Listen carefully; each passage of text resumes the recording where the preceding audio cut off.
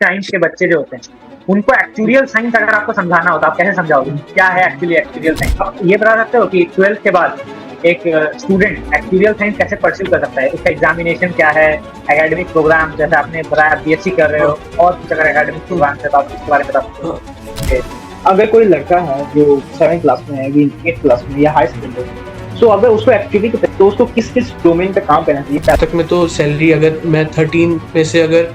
10 paper भी clear कर लूँ तो A12 CR तो आराम से मिल सकती है ऐसे। Yes, welcome to Brocast powered by Growth. Hello तो विदाउट एनी डिले यस हम स्टार्ट करते हैं आज का पॉडकास्ट। तो यस आप डिस्क्राइब कर सकते हो आप अभी क्या कर रहे हो, कहाँ पे हो, कौन सा कोर्स कर रहे हो? I am 18 year old. अभी मैं IAQS कॉलेज अंधेरी वेस्ट में, मुंबई में कॉलेज है, उसमें मैं BSc इन एक्चुअल साइंस कर रहा हूँ। और एक्चुअल साइंस के बारे में इट इज़ बेसिकली कि हमें risk and using math stats और ये सब चीज़ we study about risk management and insurance, कि how company model insurance policies and all using all the previous datas and how they calculate risk for every companies की आगे जाके company को क्या रिस्क हो सकती है क्या नहीं हो सकती है, ये सारे प्रीवियस ईयर के डेटा एनालाइज करके ये जो बताते हैं कंपनीज को, उनको हेल्प करते हैं, उनको बेसिकली एक्चुअली कहते हैं। एंड इसका जो मैं कॉलेज में कर रहा हूँ IAQS में, वो बेसिकली एक कॉलेज है। जैसे एक्चुअली करने के लिए हमें 3 मेजरली इंडिया में तो 2 ऐसा इंस्टीट्यूट है। IFOA जो UK बेस्ड है, जो कि इंडिया और बाहर में भी वो होगा, और इंडिया का IAI है जो कि सिर्फ इंडिया में वो है। तो सबके 13 पेपर होते हैं और 13 में से जितने क्लियर करते जाते हैं उतना एक्सपीरियंस मिलेगा एंड कंपनी उतने उतने में हम लोग को वो करेगी। तो बेसिकली जो हम लोग का कॉलेज है वो इंडिया में इकलौता कॉलेज है जो IFOA एफिलेटेड है, जो कि आउट ऑफ 13 6 पेपर हम लोग को एग्जामिशन में with in 3 year of BSc हम लोग को 6 पेपर का एग्जामिनेशन मिल जाता है। लाइक अभी फर्स्ट सेमेस्टर में मैंने एक पेपर के लिए थोड़ा तैयार करा और एक पेपर के लिए और करा, तो फर्स्ट ईयर में मेरे 2 पेपर का अराउंड एग्जामिनेशन हो गया। It is not clear but it is, मेरे को एग्जामिनेशन मिल गया कि हाँ ये मेरा क्लियर हो गया। बट आफ्टर 3 ईयर्स मेरे को वो एज अ पेपर और प्रॉपर वो देंगे कि just you have cleared all 6 paper, CS1 CS2 CM1 CM2 and CB1 CB2, और ऐसे 13 पेपर टोटल्स होते हैं। तो ये 6 पेपर के मेरे को आफ्टर 3 ईयर्स मेरे को मिल जाएंगे कि आपने इतने इतने कर लिए क्लियर। तो रेदर देन कोई कोचिंग में जाके, मतलब कोचिंग भी ऐसा मैं नहीं कह रहा कि वो भी, बट कोचिंग में जो 13 पेपर कराया, इट इज़ बेटर कि ऐसा मैं 3 साल में एक BSc इन एक्चुअल साइंस की डिग्री के साथ साथ 6 पेपर वो ले लूँ एंड प्लस जो भी कॉलेज लाइफ एंड ऑल ये है उसके साथ साथ एक्चुअली का पढ़ते रहूँ। एंड फिर ऐसा कॉलेज में फिर सेकेंड ईयर के बाद से मेरे को इंटर्नशिप पे भी कंपनी, जिस कंपनी में मेरे को आगे फ्यूचर में काम करना हो, मैं अभी अगर उसके साथ जाके एज अ इंटर्न वर्क कर रहा हूँ सेकेंड ईयर या थर्ड ईयर में, तो वो मेरे को आगे के लिए बहुत ही ज़्यादा हेल्प करेगा कि मैं अभी से सब सीख लिया तो मेरे को बाद में कोई इशू नहीं होगा। तो अगर विंटर अब आपके बारे में थोड़ा बात करते हैं, आपका क्या जर्नी था स्कूल लाइफ से, अगर आप बताना चाहो कि क्या आप कैसे टाइप के स्टूडेंट थे, क्या सब्जेक्ट आपका? मतलब यूजुअली फ्रॉम ऐसा क्लास फर्स्ट सेकंड से तो मैथ्स ही सबको पसंद होती, तो मेरे को भी मैथ्स का था। बट फिर ऐसा 6-7 तक तो बहुत पढ़ाई का मेरे को वो नहीं था, बट 8, 9, 10 में जब लगा कि बोर्ड होते हैं थोड़ा इंपॉर्टेंट होता है तो फिर था। देन फिर बोर्ड्स मेरा सही हुआ एंड मेरा थोड़ा सा बीटेक टाइप में था इंजीनियरिंग का, क्योंकि किसी को और कुछ पता नहीं, मेरे को मेडिकल करने का वो नहीं था, तो मैंने कहा इंजीनियरिंग ऐसा करते हैं, और मेरे कुछ जानने वाले थे तो मैंने बेसिकली इंजीनियरिंग का वगैरह। एंड देन फिर मैंने ऐसा 2 साल फिर वही JEE के लिए प्रिपेयर करा। मेरे 81 परसेंटाइल भी आए थे JEE मेंस में, बट इतने अच्छे नहीं थे कि कोई गवर्नमेंट कॉलेज में जा सकूं। बट एक भी है पेसेट यूनिवर्सिटी करके थी बेंगलोर में, जिसमें मेरी 4000 कुछ AIR आई थी, तो मेरे को उसमें अच्छा मिल रहा था। बट टिल देन मेरे को मेरे फादर एंड सिस्टर ने एक्चुअली के बारे में बताया था, एंड फिर उसमें मैंने बहुत ऐसा जब देखा सिर्फ एक कॉलेज है एंड बहुत सारे चीज़ें जो कि ऐसी, पहली बात तो था कि कोई इसके बारे में जानता नहीं एंड बहुत लिमिटेड एक्चुअली ऐसा जब मैंने देखा था तो उसमें 500 या 600 एक्चुअली थे टोटल, यानी जिसने 30 में से 13 क्लियर कर रहे हो अभी तक। तो और ऐसा मैंने देखा भी था कि बहुत सारा ऐसा नीड है एक्चुअली की, तो फिर मेरे को लगा ऐसा कोई दिक्कत तो है नहीं हो मेरे को। फिर जब मैंने देखा इसमें स्टैट्स यूज़ हो रहा है तो मैथ्स था, मेरे को ये था कि मैथ्स तो मेरे को पसंद है, तो फिर आई कैन डू दिस। तो मैंने ये वाला सोचा करने का, एंड थोड़ा इकोनॉमिक्स एंड बिजनेस वाला भी था। तो मेरे को ऐसा कभी कॉमर्स से वो नहीं था, बट मेरे को समझ में आता था, ऐसा कोई इशू नहीं था। देन फिर मेरे सिस्टर एंड फादर ने मेरे को बोला कि करना चाहो तो ये कर सकते हो ऐसा। और फिर मेरा भी उस टाइम तक मन तो बन गया था कि हाँ, करने को तो कर सकते हैं। और बहुत सारे लोग मेरे कॉलेज से भी एंड ऐसे भी यूजुअली साइंस लेने के बाद भी एक्चुअली का देते हैं, एंड फिर उनका भी ऐसा पेपर क्लियर होते हैं, मैंने देखा भी है बहुत लोग का। देन फिर मेरे को लगा कोई इशू तो है नहीं, तो फिर मैंने भी फिर ये कर लिया। एंड देन फिर अभी भी मेरा कॉलेज पूरा फर्स्ट ईयर कंप्लीट हुआ। फिर हर एक पेपर जो थे, 2 पेपर का अभी तक हम लोग का आधा आधा वेटेज थोड़ा थोड़ा होता है हर सेमेस्टर, तो वो पेपर मैंने दिए वगैरह वगैरह। तो अभी फिर ये तो लाइक आपको 12th के बाद पता चला एक्चुअली के बारे में? हाँ, मतलब 12th के एंडिंग टाइम में थोड़ा सा मेरे को ऐसा पता चल गया था, और फिर मैं वही करता रहा था। और फिर मेरे को जब ऐसा, जैसे मार्च अप्रैल में हम लोग के पूरे कंप्लीट होते हैं पेपर वगैरह मई तक, तो मेरे को ऐसा नवंबर में ही पता चल गया था मिड 12th में। फिर मैं वो चेक करता रहा वगैरह। तो यस, जैसे एक क्वेश्चन था कि जैसे 8th 9th के बच्चे जो होते हैं उनको एक्चुरियल साइंस अगर आपको समझाना होता, आप कैसे समझाओगे क्या है एक्चुअली एक्चुरियल साइंस? जैसे हम लोग के मतलब अभी जो सबसे फर्स्ट सेमेस्टर में हम लोग को पढ़ाया गया सबसे बेसिक चीज मीन मीडियन मोड वगैरह, हम लोग को डेटा दे दिए जाते थे, हम लोग को सेपरेट करके सबके मीन एंड मोड निकालने होते थे। वैसी चीज होगी, बट थोड़ा सा ये तो हम लोग का 8th 9th की बात है, बट अब इसको हम लोग को थोड़ा ज्यादा लेवल पे करना होगा। एंड ये सारे डेटा हम लोग को ऐसा देख के एनालाइज करने होंगे कि इस ईयर में मेरे को इतना प्रॉफिट था किसी कंपनी को, एंड देन अगले टाइम में इतना था। देन इस कंपनी की क्या क्या चीज हो सकती है जिसकी वजह से वो अपना प्रॉफिट एंड ऑल ये सब बढ़ा सकती है, और क्या चीज है जो इसको अफेक्ट कर रही है। And if I am making a health insurance policy, तो मेरे को पहले देखना होगा कि मेरे को किस लोग को वो करना है। तो अगर if I am making a policy for a main and women, तो उसमें मोर्टेलिटी रेट्स होते हैं कुछ, मेरे को भी हम लोग को बेसिकली ऐसा पढ़ाया नहीं गया, बट जैसा मैं जानता हूँ ऐसे एक्सप्लेनिंग। तो अगर कोई नॉर्मल वुमेन है जो 25 ईयर ओल्ड की है, तो उसका मैं एक स्पेसिफिक मोर्टेलिटी रेट देख के उसका प्रीमियम की जो वो ईयरली चार्ज करेंगे उसका एक रेट होगा। एंड फॉर सेम एक मैन के लिए जो कि 25 या 30 एज का है, 30 ईयर्स एज का है, plus he is a smoker, plus he has any genetic disorder and diseases, तो उसका प्रीमियम ज़्यादा होगा, बिकॉज उसकी चांसेस ज़्यादा हैं कि वो आगे जाके उसको कुछ ऐसा डिसीज हो जिसकी वजह से वो पॉलिसी क्लेम कर सकता हो। तो मैं ऑफ कोर्स उनके लिए एक मोर्टेलिटी रेट अलग होता है, मेन के लिए, वुमेन के लिए अलग होता है, और हर एक फैक्टर के लिए कि as he is a smoker तो उसकी चांसेस ज़्यादा हैं कुछ डिसीज अप्रोच होने के लिए, तो उसके लिए मैं एक अलग से एक मोर्टेलिटी और वो रखूंगा, और उसका प्रीमियम इसी सारे फैक्टर की वजह से और बढ़ाता जाऊंगा। अगर कोई हेल्दी पर्सन है एंड वो 30 एज का है, तो मैं कहूँगा ठीक है उसके लिए एक नॉर्मल रेट है, देन इतना प्रीमियम उसको पे करना होगा। एंड अगर कभी कुछ हुआ तो हम लोग इतना सम इंश्योर्ड होगा तो वो हम लोग उसको देंगे। एंड सेम फॉर अगर कोई स्मोकर है और उसको कोई पहले की डिसीजेस है, तो उसके लिए मैं एक अलग फैक्टर निकालूंगा। ये सारी चीज़ देखना कि स्मोकर है, ये सारी चीज़ें, ये सब चीज़ें वो बताएगा, डिस्क्लोज करेगा, देन मैं फिर उसके हिसाब से उसका अलग अलग प्रीमियम रेट और बढ़ाता जाऊँ। जैसे 100 लोग ने हेल्थ इंश्योरेंस पॉलिसी ली ऐसे, तो ज़रूरी नहीं है कि सबको 100 लोग को 1 साल के अंदर ज़रूरत पड़ी। कुछ ऐसा होगा कि आउट ऑफ 100 5 या 6 सिर्फ इन क्लेम के लिए वो करेंगे कि अगर किसी का एक्सीडेंट हुआ, एंड बाकी बचे 95 समथिंग लोग को उसकी ज़रूरत पड़ेगी नहीं। देन तो कंपनी जितना है 5-6 लोग को उनका total sum insured 1 CR 10 lakh 50 lakh जो भी होगा वो देंगी, प्लस जितने बाकी जो 95 लोग थे उन लोग का जितनों का प्रीमियम मिला वो सब कंपनी अपने पास रखे, एंड जितना प्रोडक्शन कॉस्ट, रेंट और सैलरीज था वो सब निकाल के उसमें कंपनी का प्रॉफिट आता है कि 4-5 लोग का सिर्फ क्लेम मैंने दिया, बाकी जितने पहले पैसे थे वो मेरे बच गए। ओके, सो एक नया सवाल है कि अगर कोई लड़का है जो 7th क्लास में है, 8th क्लास में या हाई सेकेंडरी, सो अगर उसको एक्चुअली की तैयारी करनी है या उसमें अपना करियर देखता है, तो उसको किस किस डोमेन पे काम करना चाहिए पहले से? पहले तो मतलब बेसिकली अगर 7th 8th में तो पहले तो कॉमर्स ले ऐसा वो तो पहले से, क्योंकि हम लोग के में अभी फर्स्ट सेमेस्टर में बेसिकली फाइनल अकाउंटिंग सॉरी होती है कॉमर्स में, तो वो सारी चीज़ें कराई जाती हैं। तो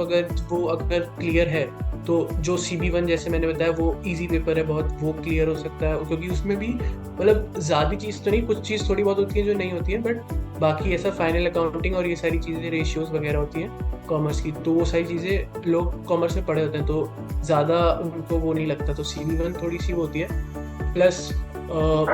मैथ्स में स्टैटिस्टिक्स और ये वाला जो होता है वो ज़्यादा वो ज़रूरी है कि जो मैथ्स में, और कुछ कुछ इंटीग्रेशन डिफरेंशिएशन जैसी चीज़ें भी, क्योंकि वो आगे जाके जब खूब सारे फंक्शंस एंड प्रोबेबिलिटी डिस्ट्रीब्यूशन ये सब पढ़ते हैं तो वो थोड़ा थोड़ा कॉम्प्लेक्स होता जाता है, तो मैथ्स में तो ऑफकोर्स थोड़ा सा चाहिए, तो मैथ्स का ये लेके इन सबको कॉमर्स में ऐसा कॉमर्स प्लस मैथ्स लेके वो करना चाहिए। एंड फिर जैसे मैंने बताया III में एसेट का पेपर देख के, और III के लिए बाकी सारे जितने पेपर हैं उसके लिए कर सकते हैं। ओके, सो जैसे आपने एक्चुरियल साइंस के बारे में बताया, तो आप ये बता सकते हो कि 12th के बाद एक स्टूडेंट एक्चुरियल साइंस कैसे परस्यू कर सकता है? इसका एग्जामिनेशन क्या है, एकेडमिक प्रोग्राम, जैसे आपने बताया BSc कर रहे हो, और कुछ अगर एकेडमिक प्रोग्राम है तो आप इसके बारे में बता सकते हो? बेसिकली जैसे मैंने करा तो मैं कॉलेज का था, तो मैंने उसका एक पेपर दिया, QAT होता है हम लोग के IIQS में, तो मैंने उसका देके मैं उसमें आया। बट बेसिकली जो नॉर्मल लोग करते हैं, III जो इंडिया का पेपर है उसमें एसेट करके एक पेपर होता है, वो जब हम लोग, ये 1 साल पहले की बात है, अब तो शायद से कुछ चेंज हो तो मेरे को आइडिया नहीं, बट बेसिकली यही है कि एसेट करके पेपर होता है, वो जब देते हैं तो हम लोग III के पेपर देने के लिए ऐसा एलिजिबल होते हैं। एंड देन फिर हर एक पेपर के लिए उसका मटेरियल एंड ऑल सब III के साइट पे ही होता है, और वहाँ से हर एक का स्टडी करके, और बहुत सारे अब तो आ गए। मैंने लास्ट ईयर जब मैंने सर्च करा था एक्चुअल के बारे में, मेरे को इतनी चीज़ नहीं मिली थी जितनी इस ईयर मैंने अभी सर्च करा तो मेरे को मिली, और मतलब बहुत सारे कोचिंग एंड ऑल हैं जो पढ़ाते भी हैं हर एक चीज़ के लिए। IAI जो इंडिया का एक्चुअल का एग्ज़ाम कराती है वो, और IFOA जो इंडिया में भी होता है और जो कि UK बेस्ड है बेसिकली, तो उसका भी होता है। तो उसके लिए उसके साइट पे जाके पूरे मटेरियल होते हैं, पूरे 13 पेपर के वो मिलते हैं, पास्ट ईयर पेपर वगैरह सारी चीज़ मिलती है, और हर टाइम टू टाइम उनके 1 साल में 2 पेपर होते हैं, सितंबर में, अक्टूबर अराउंड में, एंड अप्रैल फेब अराउंड में, तो ऐसे ऐसे पेपर के लिए होता है। और किसी को करना हो तो III में, जहाँ तक मेरे को भी आइडिया, III में एसेट का पेपर देके देन फिर उसके बाद से सारे पेपर का इंडिविजुअली इनरोलमेंट करके जो जो सब्जेक्ट कोई करता जाए, जिसका जिसका जैसा हो, देन वो पेपर का प्रिपेयर कर करके सेम पेपर किसी फर्स्ट ईयर मतलब ईयर के स्टार्टिंग में दे दिया, सितंबर नवंबर में, एंड फिर आपका वो हो जाता है। एंड फिर आप हर एक पेपर के लिए जो भी उस पर मटेरियल अवेलेबल है वो सब पेपर का लेके पढ़ना स्टार्ट करो। 6 महीने ऐसा 25-30 चैप्टर्स अराउंड होते हैं हर एक पेपर में सब कुछ, तो वो का उसको पूरा पढ़ो। कॉलेज मिल जाता है उसके बाद? नहीं, उसके कॉलेज की नहीं, this is not from a college, मतलब अगर आप ये कर रहे हो तो ये अलग से करना, मतलब इसमें कोई कॉलेज नहीं है, ये पेपर आप अलग से ऐसे दे रहे हो, इसमें कोई कॉलेज की जरूरत नहीं है। जैसे हम लोग का जो कॉलेज है वो करा रहा है 6 पेपर साथ में, बट यूजुअली कोई कॉलेज नहीं कराता, ये कोचिंग सेंटर्स एंड ऑल होते हैं, जो आप बस जाओ तो आपको कि कौन सा मेरे को CB1, CS1, CM1 ये पेपर क्लियर करने, तो वो आपको उसके जितने भी स्पेसिफिक चैप्टर्स एंड ऑल होते हैं वो आपको पढ़ाते हैं, और आप उसको अलग से एनरोल करके पेपर दे दो, जस्ट लाइक JEE में जैसे होता है कि आप अगर बहुत यूजुअली लोग, मैंने भी डमी करा, तो आप डमी करो स्कूल में एंड एक किसी कोचिंग सेंटर में जाके पढ़ाओ, तो फिजिक्स केमिस्ट्री मैथ्स पूरा पूरा पढ़ो आप, एंड फिर एंड टाइम में NTA का फॉर्म भर के देन यू गिव JEE का एग्जाम। तो यही सेम चीज़ ऐसी रहेगी, आप ऐसा CB1 के लिए ऐसा एनरोल कर दो, एंड जो उसका स्पेसिफिक कोर्स है 20 चैप्टर ऐसा बिजनेस के, पूरे बिजनेस फाइनेंस के अंडर, वो सारे चैप्टर पढ़ के एंड देन आप उसका एग्जाम दो, एंड 100 मिनट से आउट ऑफ, यूजुअली CB जो है बिजनेस में उसका कट ऑफ अराउंड 60 होता है यूजुअली थोड़ा सा, एंड जो PS होता है यानी कि प्रोबेबिलिटी एंड स्टैटिस्टिक्स CS1 उसके थोड़े से कम होते हैं, क्योंकि वो थोड़ा डिफिकल्ट पेपर होता है, तो 55-50 ऐसा कुछ अराउंड रहता है। तो 100 आउट ऑफ 55, 100 आउट ऑफ 60 ऐसे पेपर पे वो कट ऑफ होते हैं, फिर वो पेपर क्लियर हो जाते हैं। ओके, तो यह एक और मेरा क्वेश्चन था, जैसे कि अगर जैसे IIT में या जो भी इंजीनियर्स होते हैं उनके एक ना सैलरी होता है कि हाँ ये तो सैलरी लगी जाएगी आपकी IIT करने के बाद, या एक एवरेज मीडियम सैलरी होती है, क्या आप हाँ एक्चुअरी हाँ के बारे में कुछ बता सकते हो कि एक्चुअरी को क्या सैलरी या कुछ जो भी अगर ऐसा आप बता पाओ? मैंने जो देखा था ऐसा यूजुअली हम लोग के मतलब मेरे को तो वो नहीं पता बट एज अ कॉलेज से जितना मैं जानता हूँ तो इट इज अराउंड 12 lakhs के अराउंड तो यूजुअल लगता ही है एवरेज में। एंट्री। एंड फिर वही होता है 12 लाख, हाँ। तो इतने में होता है मतलब एंट्री भी अगर बोले तो वो स्टार्टिंग फ्रॉम 8 या 9 लाख की होती है। एंड फिर वो वही बात है कि हर एक एक पेपर क्लियर करने के बाद से वो हर एक एक इंक्रीमेंट होती जाती है। एंड फिर अगर मैं वो बोलूँ जैसे आई और IFOA मैंने दो बताए थे, तो जो IFOA वाले होते हैं वो इंडिया प्लस यूके बाहर में भी वैलिड होते हैं वो पेपर जितने एक्चुअली के होते हैं। तो अगर मैं वो बाहर लेके जाऊँ और मेरे को बाहर भी जॉब करनी हो तो वो भी मेरे लिए वो है। और बाहर के हिसाब से मैं अगर देखूँ तो फिर वो तो बाहर वाले के लिए तो बहुत ही ज़्यादा ही ज़रूरत है। तो वहाँ तक में तो सैलरी अगर मैं 13 में से अगर 10 पेपर भी क्लियर कर लूँ मतलब बहुत मुश्किल होता है बट अगर 10 पेपर भी क्लियर कर लूँ तो बाहर के में मेरे को 1-2 CR तो आराम से मिल सकती है सिंपल। और फिर जो 13 आउट ऑफ 13 क्लियर कर लेता है मतलब उसको तो बहुत टाइम लगता है बट ऐसा वो कर लेता है और उसको जब अपने इस डोमेन में बहुत एक्सपीरियंस हो जाता है देन फिर उसकी सैलरी तो और भी ज़्यादा हो सकती है ऐसा CRs में। कि अगर एक हाई हायर स्कूल सेकेंडरी का बच्चा इसको देखता है तो आपका उनके लिए क्या स्ट्रॉन्ग मैसेज है? यही कि अगर ज़्यादा से ज़्यादा अगर अभी करना चाहो तो मैंने अपना जो सीखा है कि अभी प्रोग्रामिंग में R और पाइथन मेरे को पता है, अगर वो हो सके तो वो देखो। प्लस कॉमर्स में जो main cheese economics and business finance में ये सब फाइनल अकाउंटिंग ये सब होती है, ये चीज़ अच्छे से देख ले। एंड फिर मैथ्स में नॉर्मल मैथ्स तो मतलब नॉर्मल पूरी वो चाहिए होगी तो वो जितनी स्ट्रांग है तो वो ज़्यादा सही है क्योंकि बाद में तो वही प्रोबेबिलिटी डिस्ट्रीब्यूशन ये सारी चीज़ें यूज़ होनी है, मीन मीडियन ऐसी चीज़ें तो वो ज़्यादा हेल्प करेंगी बिजनेस फाइनेंस में ये सारी चीज़ें। तो आगे जाके तो यही चीज़ हेल्प करनी है और वो जितना ज़्यादा अगर सिर्फ नॉट फॉर एग्ज़ाम के लिए वो ना करे ऐसा कि एग्ज़ाम पास हो जाए इतने के लिए बट ऐसा करे कि याद रहे सब चीज़ समझ में रहे ताकि फिर वो अगले साल मेरे को करना भी हो तो मेरे को याद रहे सारी चीज़ें। तो उस बेसिस पे याद करनी चाहिए और थॉरली पूरा करना चाहिए। ओके, तो यस एक फाइनल क्वेश्चन जैसे क्यूरियोसिटी ड्रिवन क्वेश्चन है मेरा, बहुत क्यूरियस हूँ मैं, बहुत नया फील्ड है एक्चुअली एक्चुरियल साइंस। हाँ सो लाइक हाँ जैसे आपने सुना होगा कि जियोग्राफी ऑनर्स या कोई हिस्ट्री ऑनर्स करते हैं सो हाँ उनके पास वो लास्ट ऑप्शन बचता है कि अच्छा अब कुछ नहीं हो रहा है मेरा, तब मैं क्या करता हूँ हिस्ट्री कर लेता हूँ या जियोग्राफी कर लेता हूँ। सो लाइक आप अपने फ्रेंड्स को जब देखते हो कि वो लोगों ने एक्चुअली किया है सो आपको क्या ऐसा लगता है कि उनके पास भी ऐसा कुछ ऑप्शन नहीं था या आप अपना जैसे बताते हो कुछ ऑप्शन नहीं था फिर मुझे एक्चुअली के बारे में पता चला, या डायरेक्ट उनका इंटरेस्ट ही एक्चुअली में था? अगर आप कुछ बता पाओ उसके मेरे बारे में। कुछ फ्रेंड्स हैं जो कि शायद से जहाँ तक अगर मैं सही हूँ तो 10th या 11th से ही उनको एक्चुअली के बारे में पता था और उनके बहुत relatives and all friends family में वो एक्चुअली करे हुए थे तो बहुतों को तो पता था इन सारी चीज़ों के बारे में। एंड कुछ हैं जिनको एंड मोमेंट पे तो आई गेस एक ही दो लोग, मैं एंड मेरे कुछ फ्रेंड हैं जिनको ऐसा पता चला था और बाकी मेरे जितने फ्रेंड हैं कुछ उनको पहले से आइडिया था बट वो ऐसा टोटली वो नहीं थे उसके ऊपर। और बाकी मेरे जितने नॉर्मल ऐसा वो है तो सबका ये था कि हाँ कर सकते हैं। एंड फिर एंड 12th में आने के बाद ऐसा प्रॉपर उन्होंने डिसाइड कर लिया कि हाँ एक्चुअली करनी है और एक्चुअली साइंस के बारे में पूरा ये सब करना है। तो वो ऐसा प्लान थोड़ा पहले ही बन गया था 12th के अराउंड में। ऐसा वो नहीं कि कोई करने में एंड मोमेंट पे वो बट अगर